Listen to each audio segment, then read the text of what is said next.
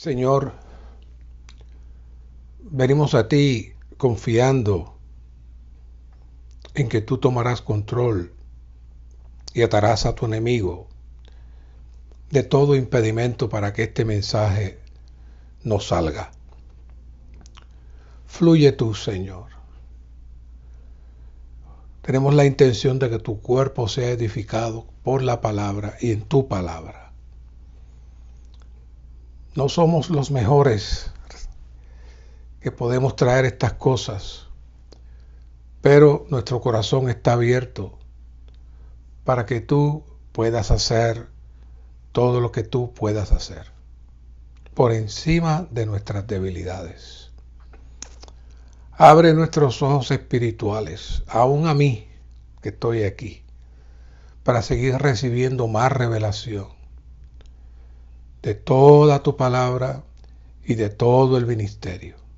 Bendice a todos los santos y permite que esta palabra no sea una palabra informativa, sino que tú impartas tu carga y tu visión. Gracias, Señor. Amén.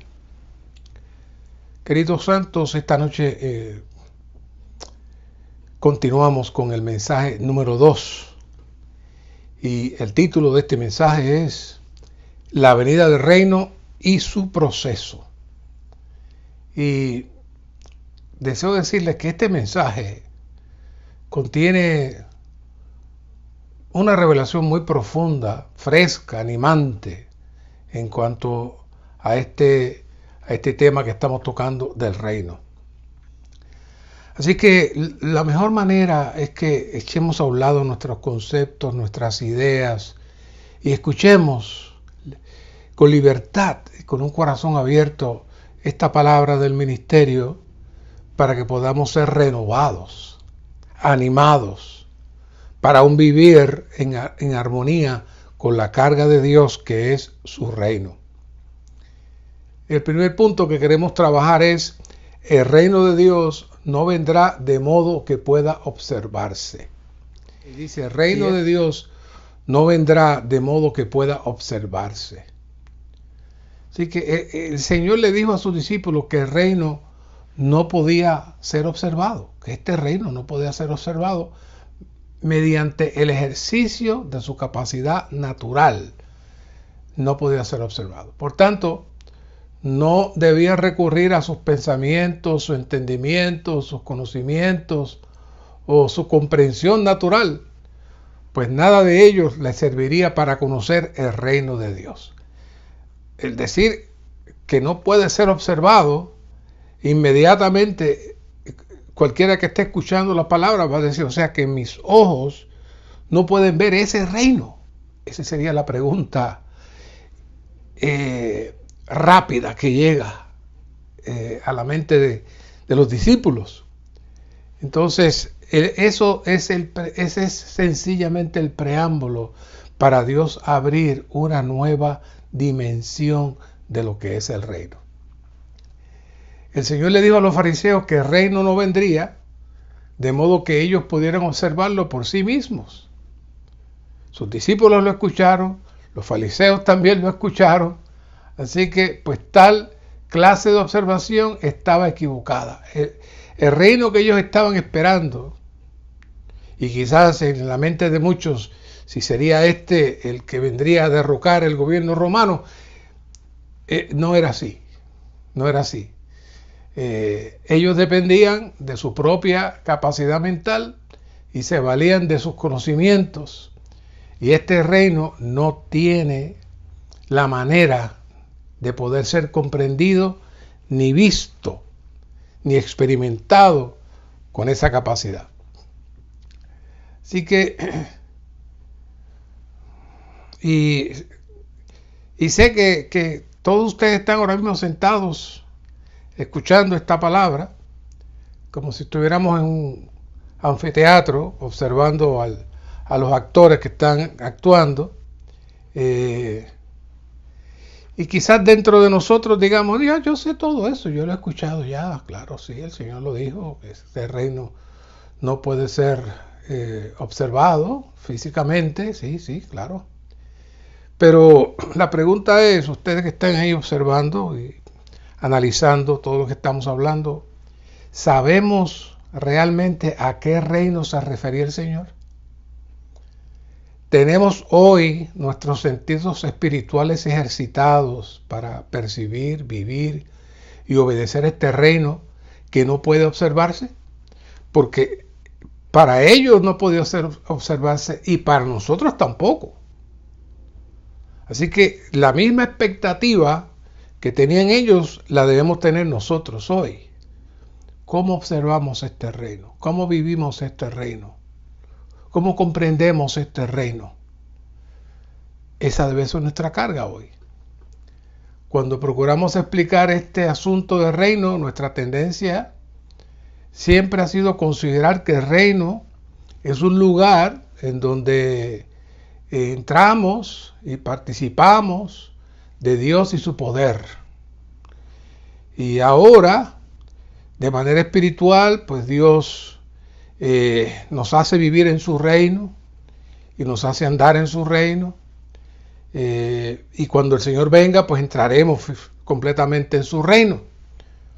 Esa sería una explicación bastante lógica, pero lo que se va a presentar aquí no es nada de eso. No es nada de eso.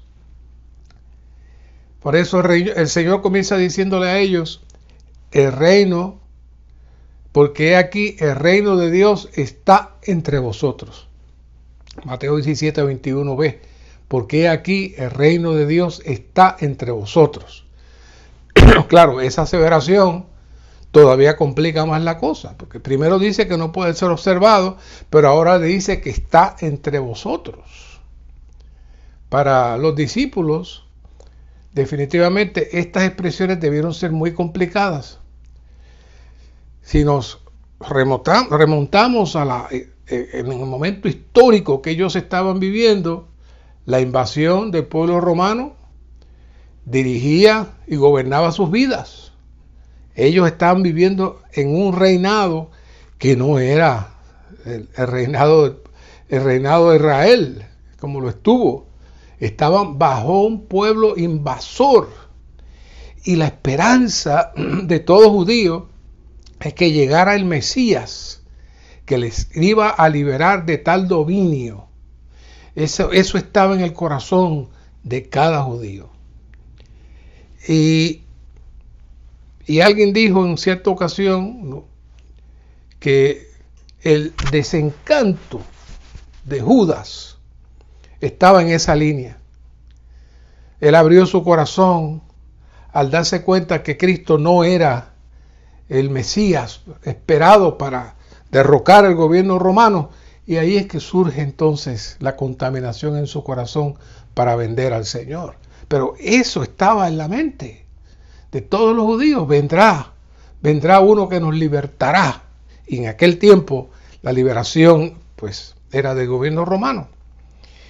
Y aún antes de la invasión romana habían habido otros invasores. El pueblo de Israel había sido invadido. Y después del gobierno romano también hubo otras invasiones.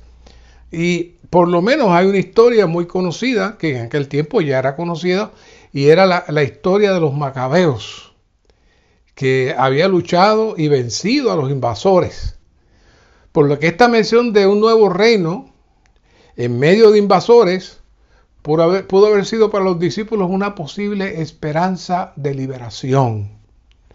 Así que el Señor le rompe todas esas ideas, todos esos deseos que estaban, no solo los discípulos, ese era el pensamiento central del corazón del pueblo judío, una liberación de su invasor.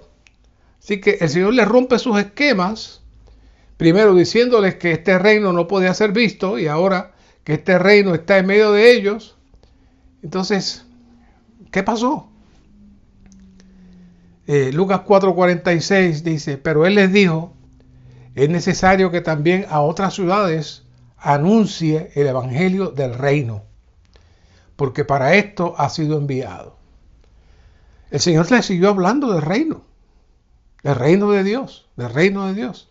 Ahora, aquí hay una nota en Lucas 4:43 que es muy alumbradora.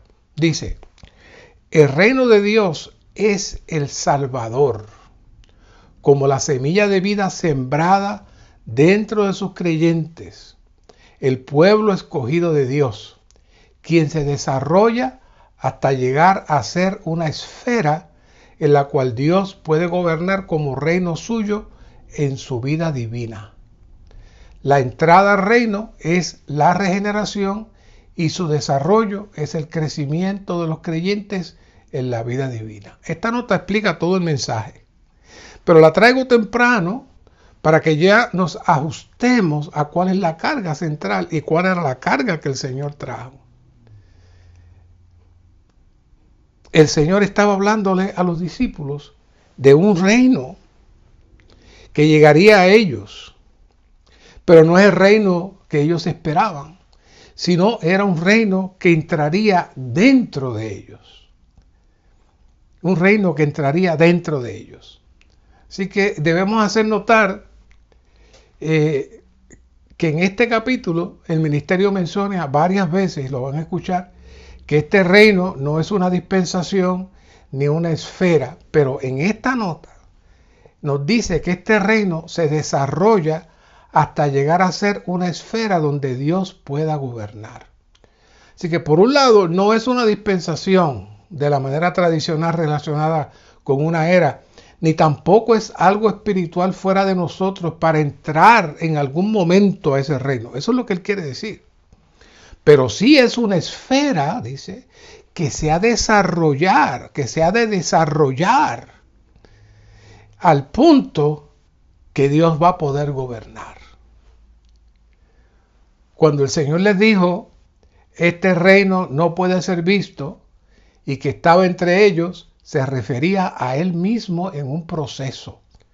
Primero, debía ser sembrado dentro de nosotros, lo cual es la referencia de la semilla que se siembra en el Evangelio.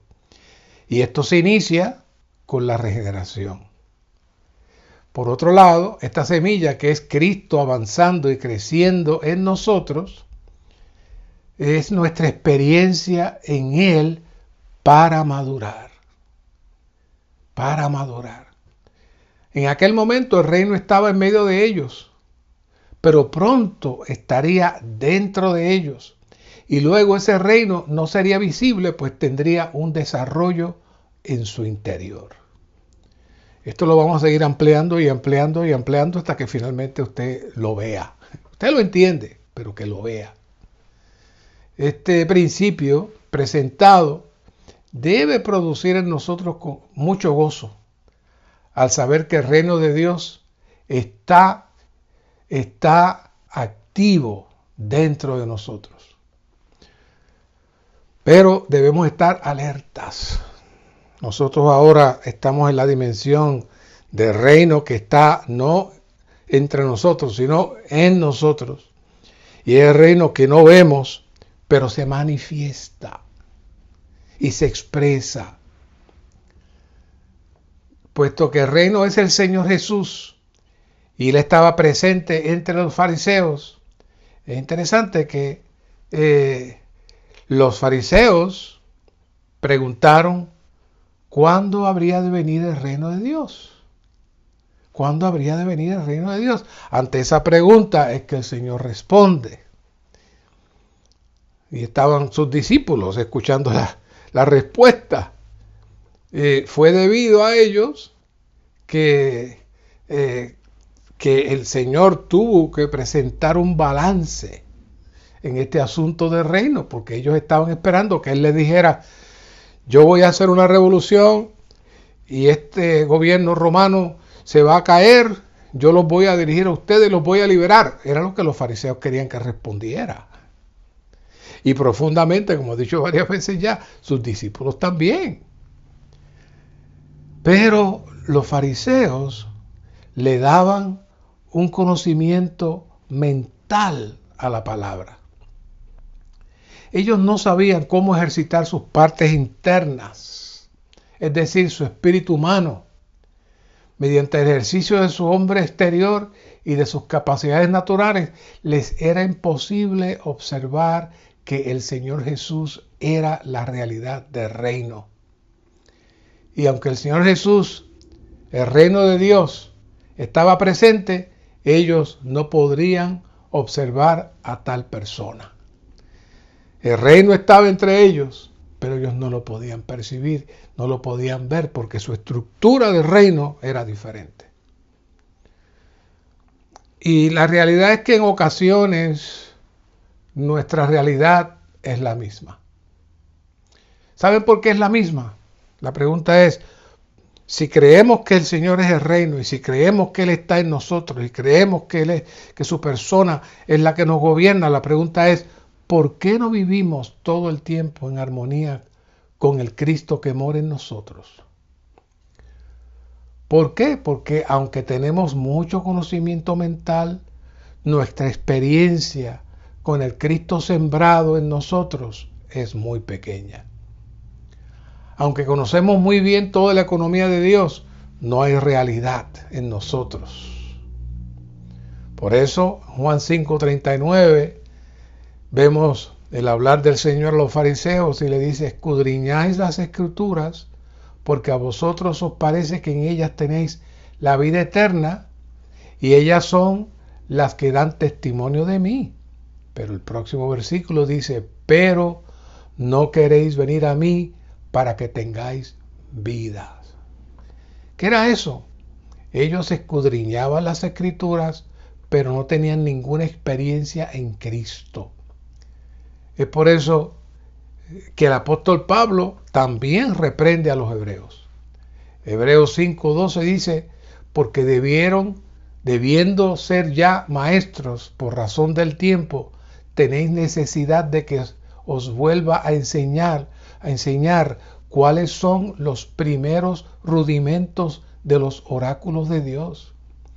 Y habéis llegado a ser tales que tenéis necesidad de leche y no de alimento sólido. Pues todo aquel que participa de la leche es inexperto en la palabra de justicia porque es niño. Pero el alimento sólido es para los que han alcanzado madurez, para los que por la práctica tienen las facultades ejercitadas en el discernimiento del bien y del mal. ¿Saben? Los hebreos eran salvos, habían recibido al Señor, pero no habían alcanzado madurez. Tener las facultades ejercitadas en el discernimiento del bien y del mal es estar alertas de las trampas del enemigo mediante el árbol de ciencia del bien y del mal. Como mencionamos en más detalles en el mensaje pasado. Cuando crecemos y maduramos, menos somos atrapados por las trampas del enemigo para entrarnos en nuestra mente y en la atmósfera satánica. El reino está en nosotros como realidad, pero necesita madurar para producir la siega, la cual es la venida del Señor para sus vencedores. Lucas 4:26 dice, decía además, así es el reino de Dios, como si un hombre echara semilla en la tierra. Pero cuando el fruto está maduro, enseguida se mete la hoz, porque la siega ha llegado. Próximamente estaremos iniciando con la iglesia en general una palabra, una conferencia que fue dada a principio de año, sobre el prepararnos para la venida del Señor. La meta de la preparación para la venida del Señor es la madurez. La meta no es la redención, ni aún la regeneración. La meta de todo el proceso es la madurez. ¿Por qué? Porque esto está asociado con la siembra de la semilla, la cual es Cristo mismo, y su madurez en nosotros para la cosecha. Cuando revisamos, y esto lo vamos a reenfatizar al final otra vez, Adán tenía como responsabilidad labrar la tierra y cuidar el huerto. Génesis 2:15. La nota dice que Adán debía labrar la tierra, la cual es tipo del corazón, para que el árbol de vida creciera. De igual manera, hoy Cristo, como semilla sembrada en nosotros, tiene como finalidad producir la manifestación del reino cuando la cosecha esté madura. El reino es el Señor Jesús como el Espíritu. Podemos afirmar que el reino es el Señor Jesús, pero tiene que ser el Señor Jesús como el Espíritu y no el Señor Jesús en la carne. El reino es el Señor Jesús como el Espíritu. Él le dijo a los fariseos, pero si yo, por el Espíritu de Dios, echo fuera a los demonios, entonces ha llegado a vosotros el reino de Dios. Mateo 12:28.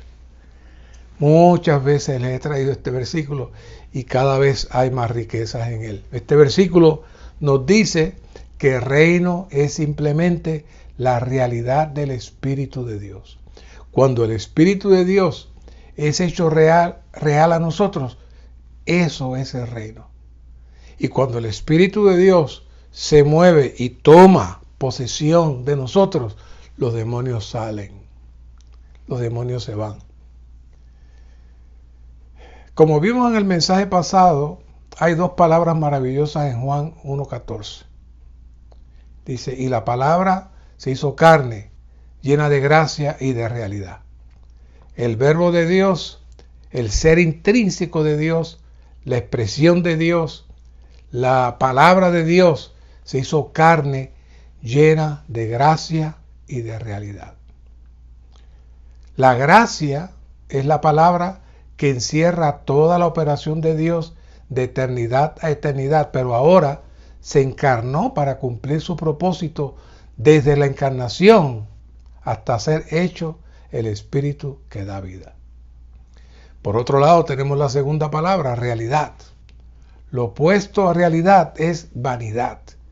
Cristo entró en la atmósfera de la vanidad para traer la realidad. ¿Qué es la realidad? La realidad es la operación del reino en donde Dios gobierna. La realidad es el Espíritu que desea impartirse para impartir realidad y deshacer la obra de la vanidad y las tinieblas. La realidad es Dios mismo, como la atmósfera que sostiene todas las cosas. Si renunciamos a la potestad de las tinieblas, el Señor entra como la realidad. Es en ese momento que el Señor puede echar fuera los demonios por el Espíritu y venir Él mismo como el reino. Así que, ¿qué es estar en el reino? Estar en el reino es darnos cuenta por completo de la realidad del Señor Jesús en nosotros. El Señor Jesús dijo que si Él echaba fuera demonios por el Espíritu, entonces el reino de Dios había venido a ellos. Dice aquí en la lectura, un demonio es un espíritu maligno, impuro e inmundo, pero el principio subyacente a ser un demonio denota simplemente rebelión. Originalmente los demonios eran una especie de ser creado. Cuando Satanás se rebeló contra Dios, ellos le siguieron y se convirtieron en demonios. Por tanto, los demonios denotan rebelión. Y sigue la nota, si en vuestro diario andar hay algunas cosas que no están sujetas al gobierno de Dios, que aún permanecen en rebelión contra Dios, tales cosas en principio son demonios. Es necesario que tales cosas sean echadas fuera por el Señor Jesús. Tenemos que orar, dice el ministerio. Señor Jesús, ven y echa fuera mis demonios. Incluso hoy en día todavía soy rebelde. Tal vez usted sea rebelde cuando hace compras. Tal vez usted vaya a una tienda a la que el Señor le dijo que no fuera. Una vez dentro de la tienda, usted escogió un artículo pese a que el Señor Jesús le dijo que lo dejara. Probablemente usted haya comprado ese artículo, todavía lo tiene en casa. ¿Esto es qué? Eso es rebelión. el principio subyacente a un demonio. La verdad es que muchas veces, muy raras veces quise decir, escuchamos palabras del ministerio hablándonos de esta manera. Pero es nuestra realidad presente y necesitamos estar claros. Como mencionamos en el mensaje anterior, Satanás labora y contamina al hombre constantemente desde su alma y lo transmite al cuerpo y viceversa. Es una vía de dos calles que va y viene, va y viene. Todo lo que es lujuria, deseos vanos, imaginaciones pecaminosas, egoísmo, envidia, violencia, intolerancia, aún el ser subjetivo y examinarse uno mismo, y produciendo autocompasión, un temperamento sensible que de nada se molesta o enseguida se siente que lo están acusando. ¿Sabe? Todo eso es parte de la estructura del gobierno satánico que se transmite a nosotros por medio de los demonios. Por un lado, tenemos la impartición de la Trinidad Divina, ungiendo, consagrando, santificando, pero por otro, tenemos la incorporación satánica, que opera desde nuestra carne y nuestra alma. Ambos son dos cosas muy reales. Tenemos que aprender a labrar y proteger el huerto o seremos derrotados. El enemigo manipula y opera en los hijos de las tinieblas, tanto de demonios como personas, para desanimarnos y distraernos. Todos debemos estar alertas de la operación y manipulación de este reino de tinieblas. Es posible que tengamos la vida de Cristo en nuestro interior, pero aún así no estamos sujetos al gobierno de su vida. Por tanto, en cierto sentido es posible que todavía estemos poseídos por muchos demonios. Yo sé que nos suena fuerte este asunto de poseídos. Claro, hay una posesión demoníaca completa, principalmente entre los inconversos. Pero aquí estamos hablando, como dice el ministerio, no digo yo, como dice el ministerio, de la parte de nuestra alma y nuestra mente que todavía el reino no ha entrado. Este es el punto clave. El reino necesita forjarse en nosotros para que toda la tiniebla satánica desaparezca. Necesitamos que el Señor Jesús los eche fuera. Entonces estaremos verdaderamente, ¿dónde? En el reino. El reino es la plena aprehensión de la realidad de Cristo. Aunque fuimos trasladados de las tinieblas al reino de Cristo, es posible que en nuestra vida diaria carezcamos de la realidad del reino. La realidad del reino es simplemente la plena aprehensión de la realidad del reino del Señor Jesús. Cuando nos damos cuenta por completo de la realidad del Señor Jesús, esa aprehensión es el reino. Por eso volveremos a tocar las dos palabras que hablamos ahorita porque son claves. Leyendo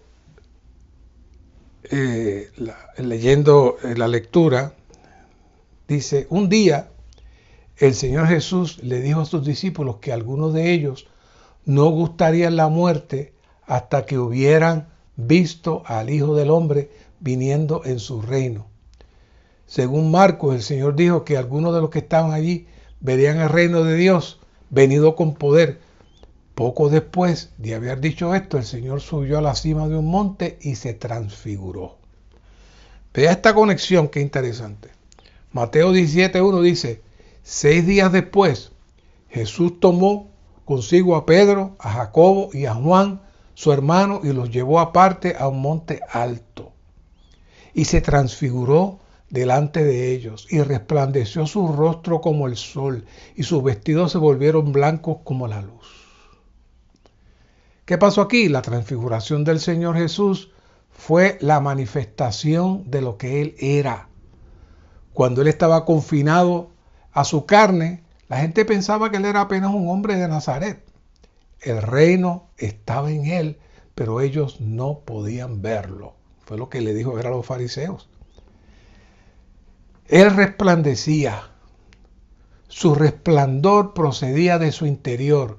No era de los cielos, no es algo que bajó, salía de su interior. Algo dentro de él resplandecía.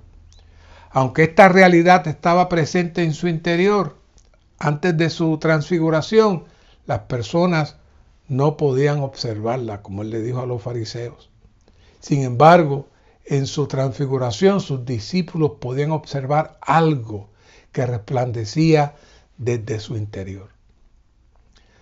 Tal vez nosotros pudiéramos decir que esto fue el resplandor del Señor Jesús o la transfiguración del Señor Jesús, pero el Señor mismo dijo que esto era la venida del reino. Así pues, el resplandor del Señor Jesús en aquel monte fue la venida del reino. Esto no fue una mera dispensación, ni tampoco una esfera donde ellos entraron. No. El reino se manifestó, se expresó. Nuestro vocabulario es inadecuado para describirlo. La transfiguración, el resplandor del Señor Jesús en el monte, era la venida del reino con poder. El reino es simplemente el Señor Jesús que resplandece sobre nosotros. Ahora bien, lo presentado en estos capítulos es la manera de Dios de decirnos que el reino es la realidad del Dios triuno mismo. Esa realidad del Dios triuno es la esencia y naturaleza de Dios mismo, que es lo opuesto a las tinieblas y a la muerte y a Satanás mismo. Es por eso que hablamos un buen tiempo en el mensaje anterior de el proceso de la caída de Satanás, porque eso establece la oposición y lo opuesto del reino de Dios que estamos explicando en este momento. Hay unos versos aquí que queremos estudiarlos porque nos explican estos misterios. Hebreos 1:2 dice: al final de estos días nos ha hablado en el Hijo, a quien constituyó heredero de todo y por quien asimismo hizo el universo. Y ve aquí el verso 1:3. El cual, siendo el resplandor de su gloria y la impronta de su sustancia, y quien sustenta y sostiene todas las cosas con la palabra de su poder, habiendo efectuado la purificación de los pecados, se sentó a la diestra de la majestad en las alturas. Vea la nota aquí de la palabra resplandor. El resplandor de la gloria de Dios es semejante al resplandor o al brillo de la luz del sol. El Hijo es el resplandor, el brillo de la gloria del Padre. Esto se refiere a la gloria de Dios. La impronta de la sustancia de Dios es semejante a la impresión de un sello. El Hijo es la expresión de lo que Dios, el Padre, es. Esto se refiere a la sustancia de Dios. Así que cuando combinamos toda esta palabra maravillosa, cuando los discípulos vieron al Señor expresar su reino, que es el resplandor de la gloria, ellos tuvieron una visión física del brillo de la gloria del Padre, la cual se expresa en el Hijo como su sello o la impronta de su sustancia. Y queremos agregar, como hemos expresado ya en otras conferencias, la sustancia de Dios es amor, es luz y vida, lo cual se encierra en la gracia y la realidad. Por eso hablamos de estas dos palabras y le dije que teníamos que traerlas otra vez. Esta gracia y realidad se manifiesta por medio de su palabra, la cual es el Verbo mismo, quien es Cristo. Y hay más versos, quizás no los habíamos relacionado con esto, pero la Biblia es solamente una. Juan 1:1, en el principio era la palabra, y la palabra estaba con Dios, y la palabra era Dios. Aquel que es la palabra estaba en el principio con Dios. Todas las cosas por medio de Él llegaron a existir y sin Él nada de cuanto existe ha llegado a existencia. Y aquí viene. En Él estaba la vida y la vida era ¿qué? La luz de los hombres. Ahora podemos darnos cuenta que Juan 1.4 está conectado con Hebreos y está conectado con Juan. Todo está conectado y está conectado con Mateo. Todo está conectado. Siempre que se habla de la luz, siempre que se habla de la vida, lo que está hablando es de la expresión y manifestación del reino de Dios, que está en Jesús. La luz en las tinieblas resplandece, verso 5, y las tinieblas no prevalecieron contra ella. ¿Qué es eso? Está hablando de la posición del reino que se opone a las tinieblas y hace desaparecer las tinieblas. Entonces ve ahora Colosenses 1:11, fortalecidos con todo poder conforme a la potencia de su gloria. Y ya vimos lo que es la gloria. Para toda perseverancia y longanimidad con gozo. Somos fortalecidos con todo poder conforme a la potencia de su gloria. Dando gracias al Padre que os hizo aptos para participar ¿de qué? De la porción de los santos en la luz. Yo sé que antes habíamos visto eso de una manera muy suave, muy luz en revelación y el Señor me alumbra. No. Participar de la porción de los santos en la luz es participar de la expresión de la gloria de Dios, que es su reino. Por eso somos fortalecidos. Por eso la potencia llega a nosotros cuando nos enfrentamos y somos suplidos de nuestra porción de los santos en la luz. El 13 dice, y ese lo hemos leído muchas veces, pero ahora tiene otro sabor, el cual nos ha librado de la autoridad de las tinieblas, de un reino, el reino de la oscuridad, el reino de la muerte, y nos traslada al reino del Hijo de su amor. ¿Cómo nos traslada? Al participar de la luz. ¿Qué luz? La misma luz que se le presentó a los discípulos en el monte y que el Señor dijo que eso era la expresión de su reino. Claro, allí verlo brillar, quizás ellos ni vieron cómo es el reino. Es que esa luz tiene una operación interior en cada uno de nosotros, cuyo principal propósito es disipar las tinieblas. Disipar las tinieblas.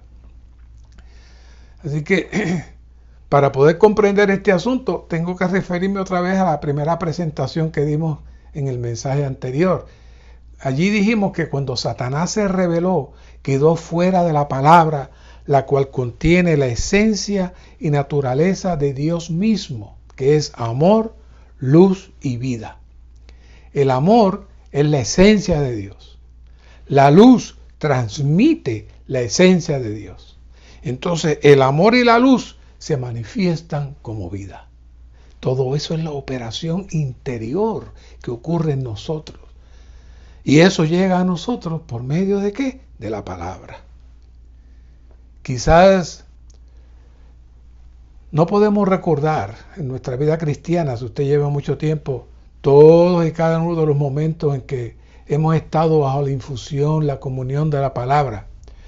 Pero sí podemos recordar y hasta percibir y sentir los momentos en que no lo hemos estado. ¿Cuáles son esos momentos? Momentos de tristeza, angustia, desesperación sin salida, sin solución, en medio de problemas o situaciones. Todos hemos sentido lo que es las tinieblas, lo que es la muerte, lo que es la tristeza, lo que es la angustia. Esa es la expresión del reino de Satanás. Y después que pasamos eso, va a pasar una de dos cosas. Primero, si no nos abrimos al Señor, no nos humillamos al Señor y damos gracias al Señor por todo y esperamos en Él, viene la rebelión. El por qué. ¿Por qué pasó esto? ¿Por qué pasó aquello? viene el enojo, viene más oscuridad, viene adormecimiento espiritual y la muerte espiritual. Y ahí vemos que muchos hermanos se enfrían, se alejan de la iglesia, se ofendieron. No me ofendí porque aquel me hizo esto, me hizo lo otro, pasó tal cosa que no me gustó, hacen allí cosas que a mí no me gustan. ¿Qué es eso? Eso es estar inmerso en las tinieblas. O nos arrepentimos, damos gracias, le entregamos todas las cosas a Dios y entonces experimentamos Romanos 14, 17, donde dice, porque el reino de Dios no es comida ni bebida, sino justicia, paz y gozo en el Espíritu Santo. Es decir, el reino tiene una acción subjetiva que es producida en nuestro espíritu y se extiende a todo nuestro ser. Pero tenemos que estar alertas. ¿Por qué? Porque la operación del reino de Satanás está en constante acecho. La oscuridad y la muerte son tan reales como son la luz y la vida. La razón que existen tantos suicidios es que el hombre no fue hecho para vivir en la atmósfera satánica. Por eso, cuando entran en estas angustias y estas tristezas y esta oscuridad, entonces se refugian en las drogas y el alcohol. Y la necesidad entonces de buscar ayuda, si no tienen la manera de tocar al Señor, pues obviamente tiene que ir a psicólogos y psiquiatras. Y el desbalance llega a tal momento que sí, a veces el cerebro necesita unos químicos para estabilizarse, pero todo eso es una operación bien planificada del enemigo a tal punto que eso está en todas las culturas y en todos los idiomas. ¿Por qué? Porque es el mismo enemigo operando igual. Cuando alguien no ha podido experimentar la luz, el resplandor de la gloria, ¿saben? Lamentablemente buscan escapar muchas veces en los extremos, como es el suicidio, lo cual es la solución satánica. Y desgraciadamente esto lo hemos visto una y otra vez, ¿saben? En dos extremos. A veces las personas famosas, las que uno piensa que no tienen ningún problema, son las que menos luz tienen en la vida.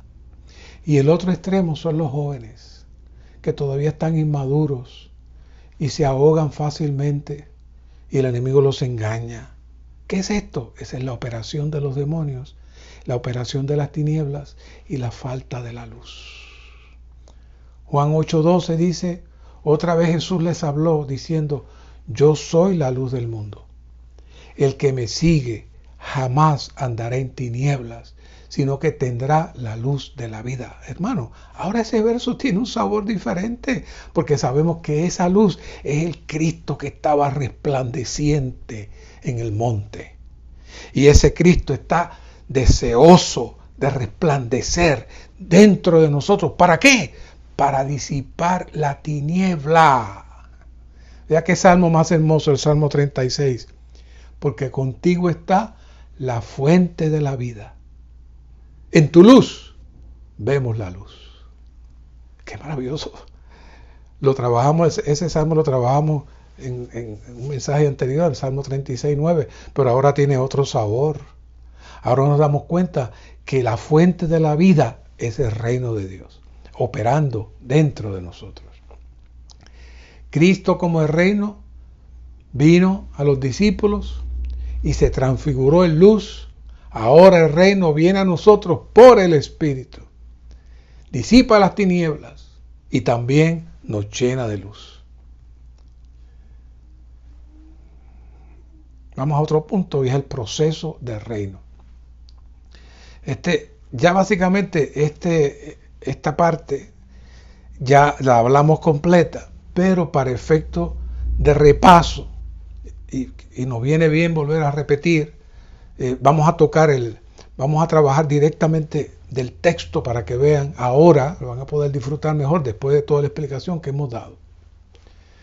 Dice Marcos 4:26 al 29, dice que el reino es una semilla que fue sembrada en la tierra y crece hasta alcanzar la madurez, el tiempo el cual llega la siega, es decir, Cristo llega.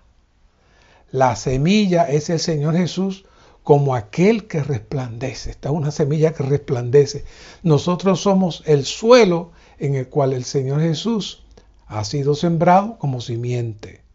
Por tanto, el reino es el Señor Jesús como semilla de vida que ha sido sembrada en nuestro interior y que crece en nosotros hasta alcanzar la plena madurez en el tiempo de la siega.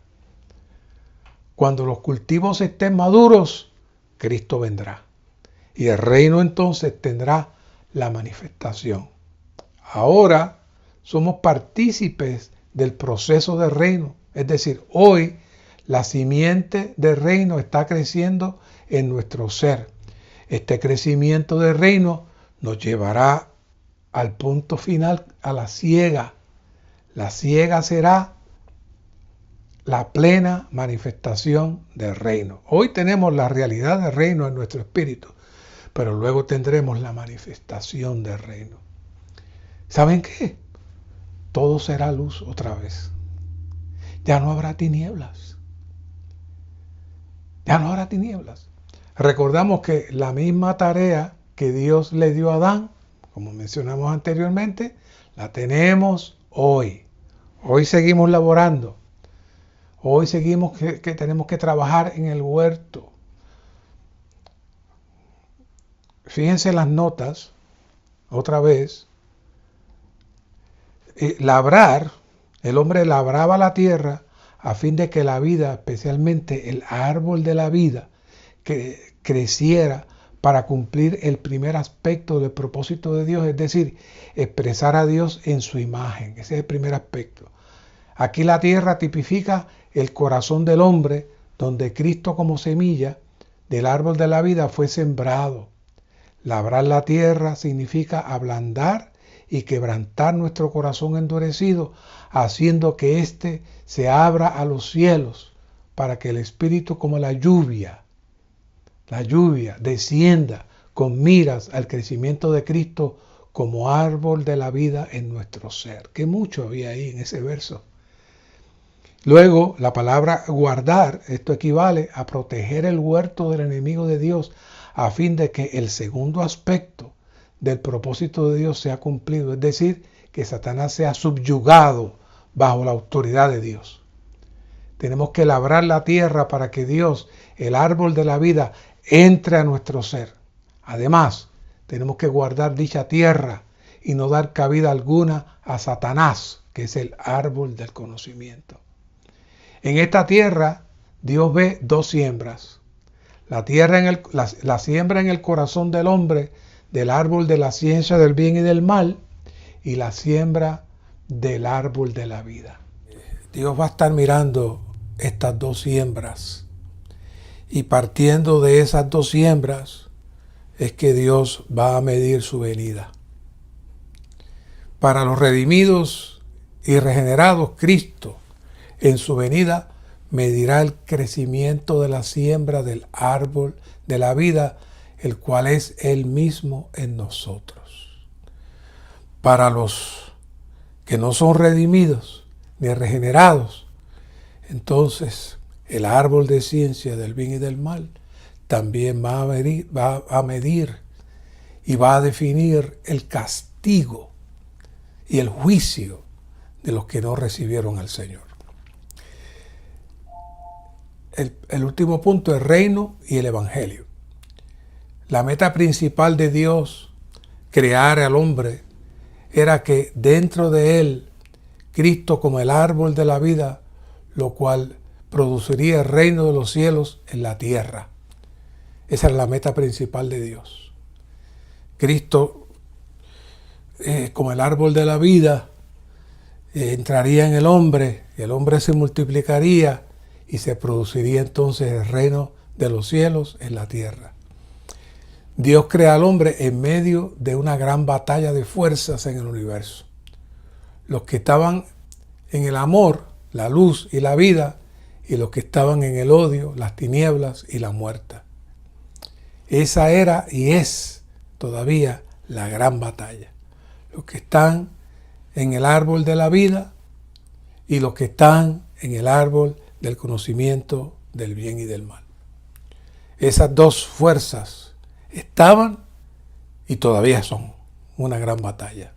Satanás logró sembrarse en la carne y el alma del hombre y desde ahí darle fuerza al árbol de muerte del conocimiento del bien y del mal.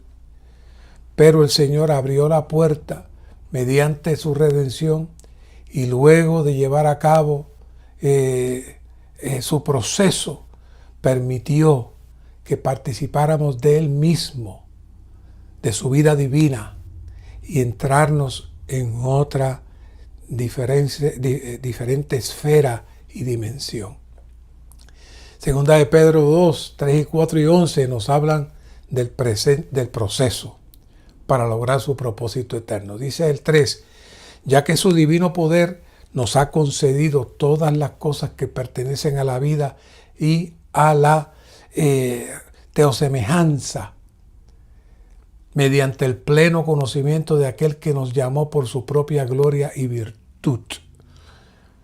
El 4 dice, por medio de las cuales Él nos ha concedido preciosas y grandísimas promesas para que por ellas llegaseis a ser participantes de la naturaleza divina, habiendo escapado de la corrupción que hay en el mundo a causa de la concupiscencia. Esa es la corrupción.